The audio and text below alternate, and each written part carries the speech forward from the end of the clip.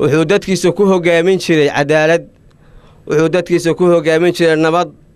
wuxuu dadkiisa ku hogaamin jiray isjacayl wuxuu dadkiisa ku hogaamin jiray inay dadka dariska ah inay dadka muslimiinta ah inay cid walba ixtiraam iyo sharaf ay kula dhaqmaan baahanaan u ahayd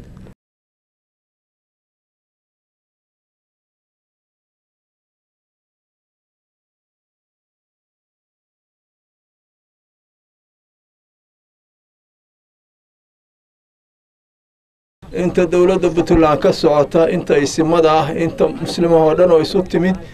waxaanu ka gudoomaynaa taasida inoo taasiyeen ilaahay waxaan uga baryaynaa intii ummadda u qabtay ajarkeedii ilaahay inuu siiyo ilaahayna uu jannatul firdawsa hoy uga dhigo ilaahay waxaan ka baryaynaa ugaaska meesha ku dhintay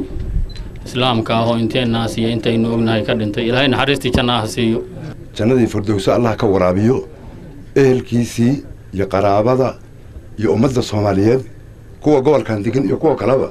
waa ugu taasiinayna samir iyo iimaan Allah ka siiyo ilaahay ha u naxariisto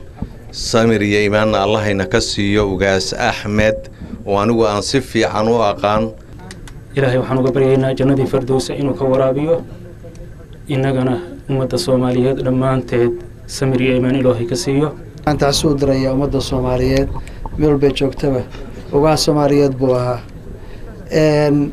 وحي هذا نرى لها سمدي جوهر يبايري رنتي وقاسك بفن مديسي يا شخص جوها وحكى ترجمة يا وحوي أو ينوب بحين يا عبر كب بحين يا ومدة أنت ترى لها صوتي ما أنت ودعيسي مالك الدوان isaga timid